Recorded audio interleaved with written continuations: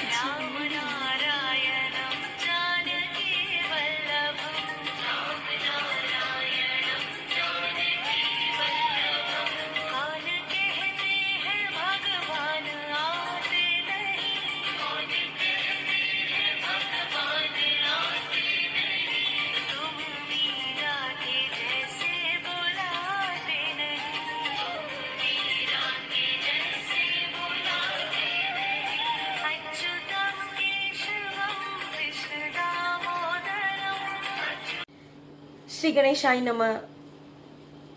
दोस्तों, भाइयों बहनों वडीलों सबको तृप्ति जोशी शाखा जय श्री कृष्ण। धर्म ज्ञान मंजरी नाम के चैनल में आप सबका स्वागत है। आप मुझे लाइक कर सकते हो, सब्सक्राइब कर सकते हो और आज मेरे साथ 18वां अध्याय मोक्ष संन्यास योग में जुड़े रह सकते हो। अर्जुन श्री कृष्ण भगवान को पूछते हैं कि हे नाथ, हे कृष्ण, संन्यास किसको कहते हैं और त्याग किसको कहते हैं? आप मुझे विस्तार से समझाइए। हर शोक वगैरह का मनुष्य जो कर्म करता है उसको सन्यासी कहते हैं। तो बहुत सारे बुद्धिजीवी ऐसे भी कहते हैं कि तप, दान, यज्ञ ऐसे जो कर्म होते हैं उनका त्याग कभी नहीं करना चाहिए, क्योंकि वो तो करना ही करना है। तो हे अर्जुन, त्याग 3 प्रकार के हैं।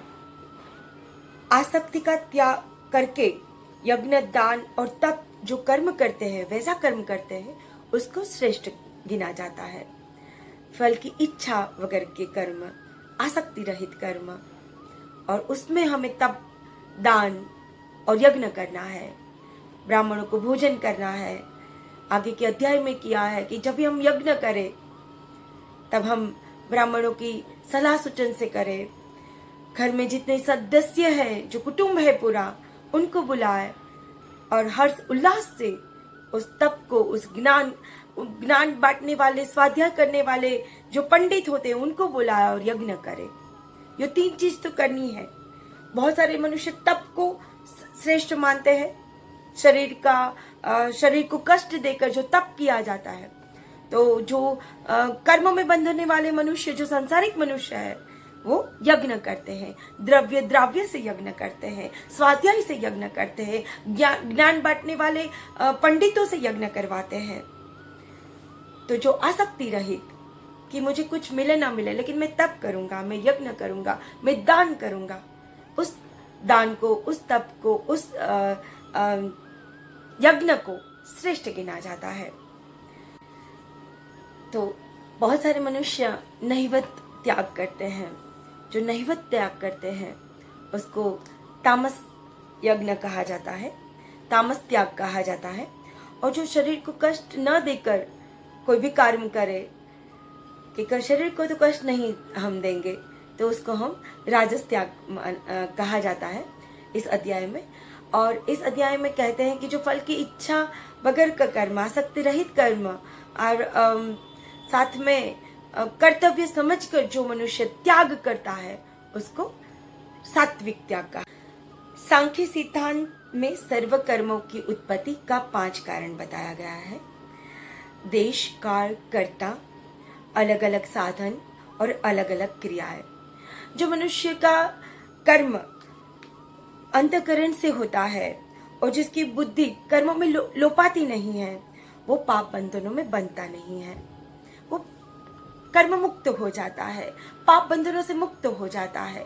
कर्म किस लिए करता है? कर्तव्य के लिए करता है, देश के अच्छे के लिए करता है, लोगों के अच्छे के लिए करता है, तो उसकी बुद्धि कर्मों में लोपाती है। हे महाबाहो, संपूर्ण कर्मों की सिद्धि के लिए अर्थात संपूर्ण कर्मों के सिद्ध होने में ये 5 हेतु सांख्य सिद्धांत में कहे गए हैं, उनको तो मेरे से भली प्रकार जान।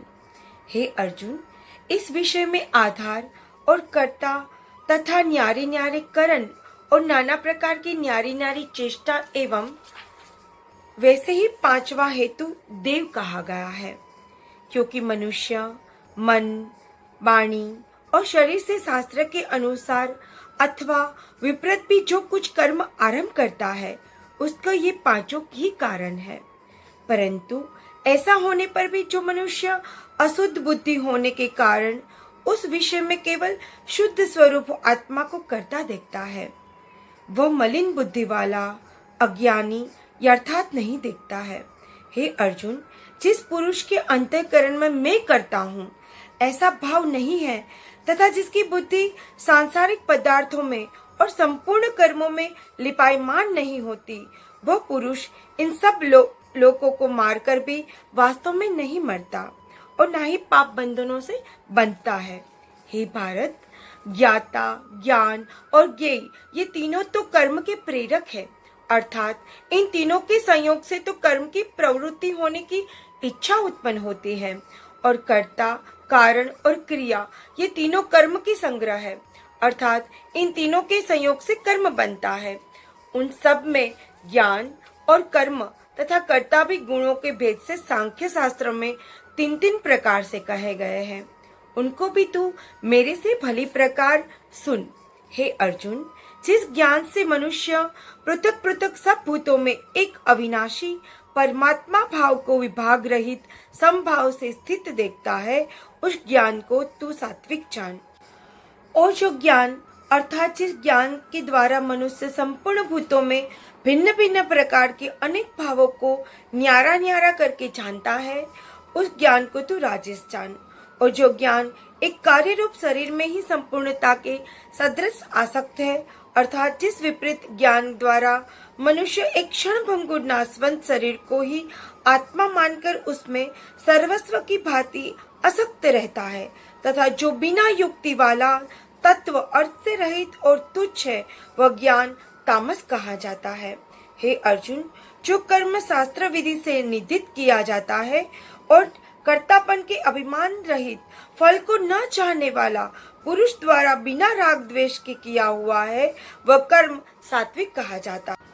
और जो कर्म बहुत परिश्रम युक्त है, फलों को चाहने वाला है, अहंकार युक्त पुरुष द्वारा किया जाता है, वह कर्म राजस कहा जाता है। तथा जो कर्म परिणाम, हानि, हिंसा और सामर्थ्य को न विचार कर केवल अज्ञान से आरंभ किया जाता है, वह कर्म तामस कहा जाता है।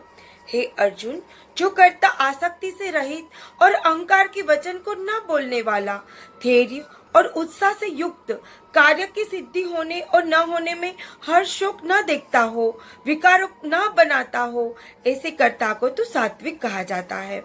जो आसक्ति से युक्त कर्मों के फलों को चाहने वाला और लोभी है, दूसरों को कष्ट देने वाला स्वभाव वाला हो, अशुद्धाचारी और हर शोक से लिपायमान हो, ऐसे कर्ता को राजस कहा जाता है। जो विक्षेप युक्त चित्त वाला, शिक्षा रहित घमंडी, धूर्त और दूसरों की आजीविका का नाश एवं शोक करने वाला स्वभाव वाला, आलसी और दीर्घ सूत्री है, उसको तू तामस जान। हे अर्जुन, तू बुद्धि का और धारण शक्ति का भी गुणों के कारण 3 प्रकार का भेद संपूर्णता से विभाग पूर्वक मेरे से कहा हुआ है, वो तू सुन। हे पार्थ, प्रवृत्ति मार्ग और निवृत्ति मार्ग को तथा कर्तव्य और अकर्तव्य को, केवल भय और अभय को तथा बंधन और मोक्ष को जिस दिन बुद्धि तत्व से जानती है, वो बुद्धि तो सात्विक ही है। हे पार्थ, जिस बुद्धि के द्वारा मनुष्य धर्म और अधर्म तथा कर्तव्य और अकर्तव्य की अर्थार्थ नहीं जानता है, वो बुद्धि राजसी है। और हे अर्जुन, जो तमोगुण से आवृत हुई बुद्धि अधर्म को धर्म ऐसा मानती है तथा और भी संपूर्ण अर्थ को विपरीत मानती है, वो बुद्धि तामसी है। हे पार्थ, ध्यान योग के द्वारा जिस अव्यभिचारिणी धारणा से मनुष्य मन, प्राण और इंद्रियों की क्रियाओं की धारण करता है, वह धारणा तो सात्विक ही है। हे अर्जुन, फल की इच्छा वाला मनुष्य अति आसक्ति से जिस धारणा के द्वारा धर्म, अर्थ और कामों को धारण करता है, वो धारणा राजसी है। तथा हे पार्थ, दुष्ट बुद्धि वाला मनुष्य जिस धारणा के द्वारा निंद्रा, भय, चिंता और दुखों को एवं उन्मत्तता को भी नहीं छोड़ता है, अर्थात धारण किए रहता है, वो धारणा तामसी है। हे अर्जुन, अब सुख भी तो 3 प्रकार के मेरे से तू सुन। हे भरत श्रेष्ठ, जिस सुख में साधक पुरुष भजन, ध्यान और सेवादि के अभ्यास में रमण करता है और दुखों के अंत को प्राप्त होता है, वह सुख प्रथम साधन के आरंभ काल में यद्यपि विषय के सदृश भासता है, परंतु परिणाम में अमृत तक के तुल्य है। इसलिए जो भगवान विषयक बुद्धि के प्रसाद से उत्पन्न हुआ सुख है, वह सात्विकी कहा जाता है।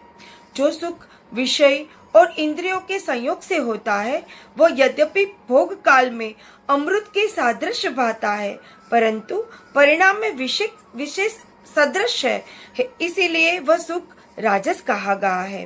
तथा जो सुख भोग काल में और परिणाम में भी आत्मा को मोहने वाला हो, वो निंद्रा, आलस, प्रमाद से उत्पन्न हुआ सुख तामस कहा जाता है।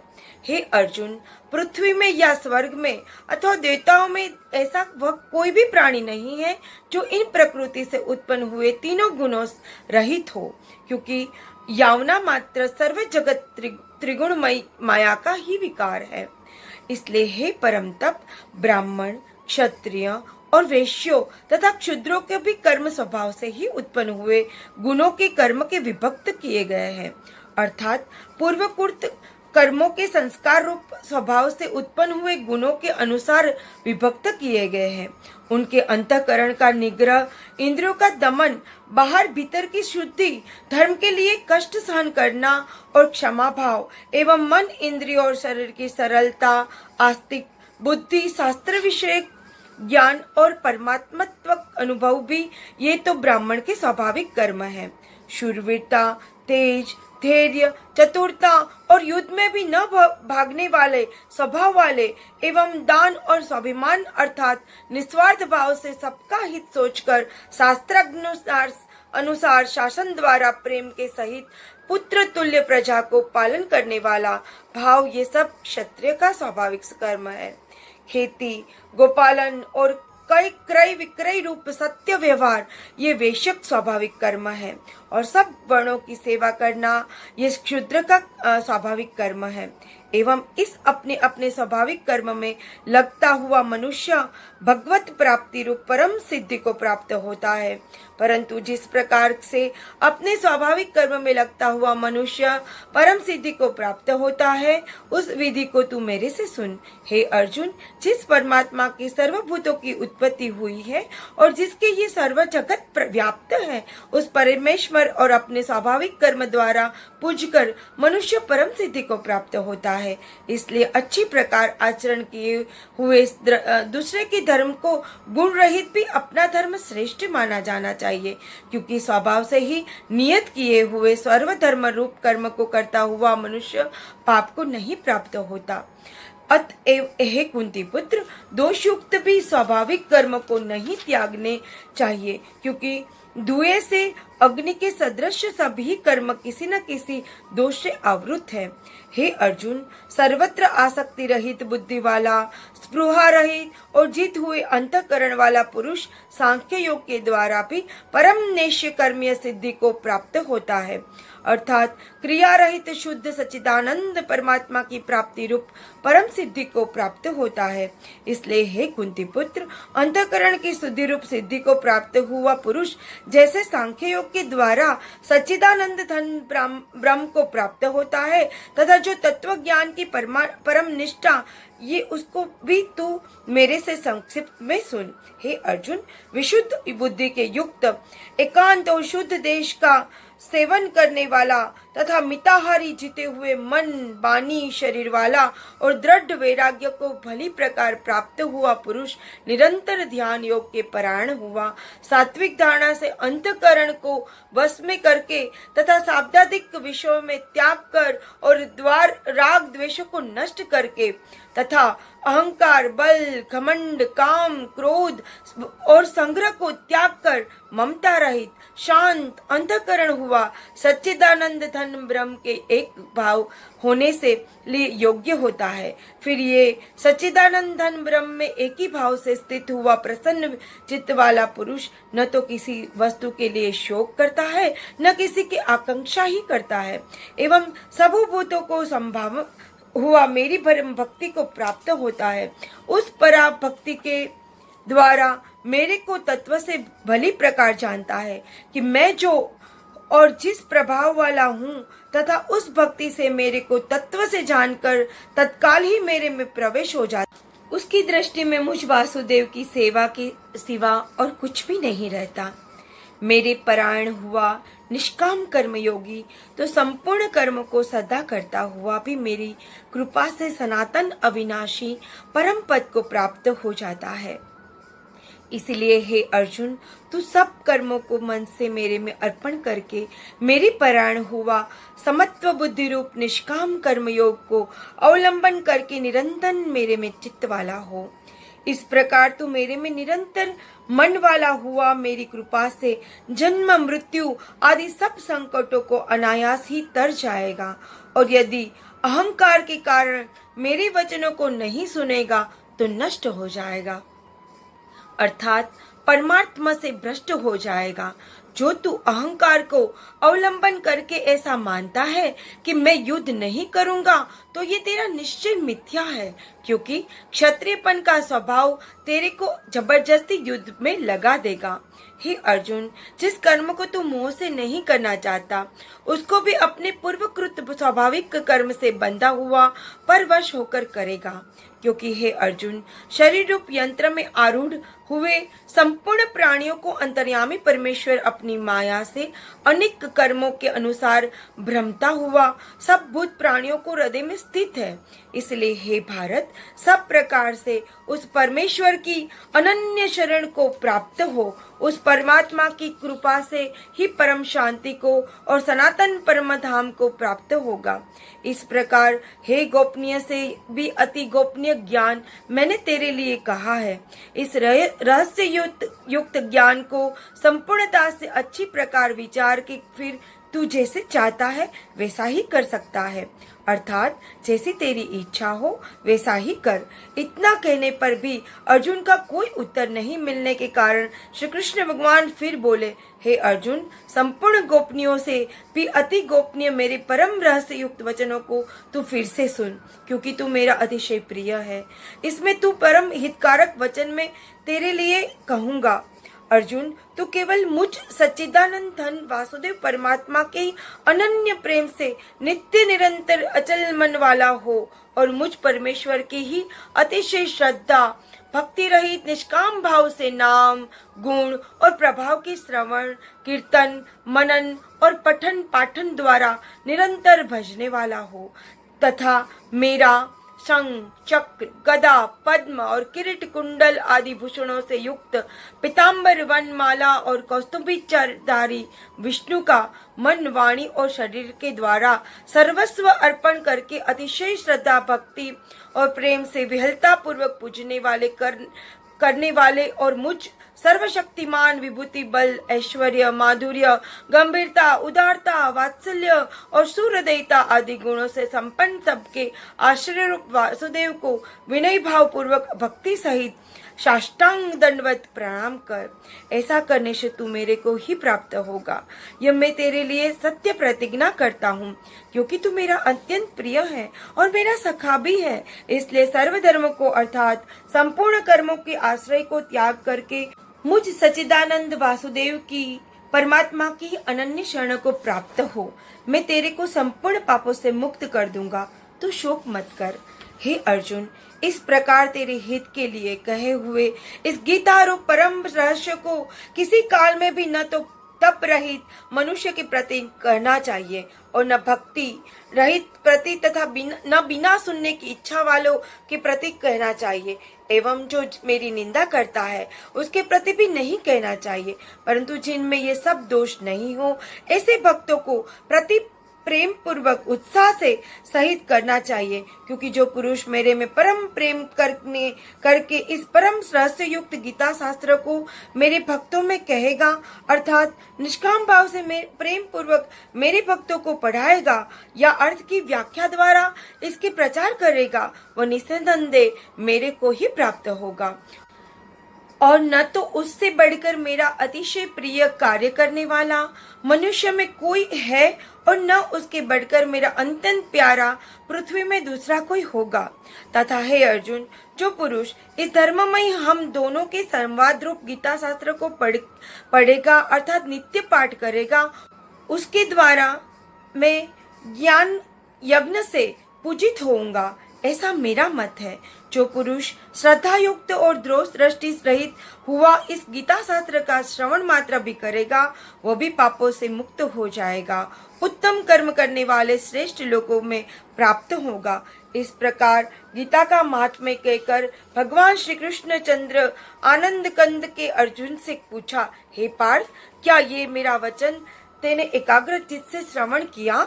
और हे धनंजय, क्या तेरा अज्ञान से उत्पन्न हुआ मोह नष्ट हुआ? इस प्रकार के भगवान के पूछने पर अर्जुन बोले, हे अच्युत, आपकी कृपा से मेरा मोह नष्ट हो जाता है, मुझे स्मृति प्राप्त हुई है, इसलिए मैं संशय रहित हुआ हूँ, स्थित हूँ, आपकी आज्ञा का पालन करूंगा। इसके उपरांत संजय बोले कि हे राजन, इस प्रकार मैंने श्री वासुदेव के और महात्मा अर्जुन के इस अद्भुत रहस्य युक्त और रोमांचक कारक संवाद को सुना। कैसे कि श्री व्यास जी की कृपा से दिव्य दृष्टि द्वारा मैंने इस परम रहस्य युक्त गोपनीय योग को साक्षात करके उस स्वयं योगेश्वर श्री कृष्ण भगवान के मुख से मैंने सुना। इसलिए हे राजन, श्री कृष्ण भगवान और अर्जुन के इस रहस्य युक्त कल्याणकार और अद्भुत संवाद को पुनः पुनः स्मरण करके मैं बारंबार हर्षित होता हूँ। तथा हे राजन, श्री हरि के उस अति अद्भुत रूप को भी मैं पुनः पुनः स्मरण करके मेरे चित्त में महान आश्चर्य होता है और मैं बारंबार हर्षित होता हूँ। हे राजन, विशेष क्या कहूँ, जहाँ योगेश्वर श्री कृष्ण भगवान है और जहाँ गांडीव धनुर्धारी अर्जुन है, वहीं पर ही श्री विजय विभूति और अचल नीति है, ऐसा मेरा मत है।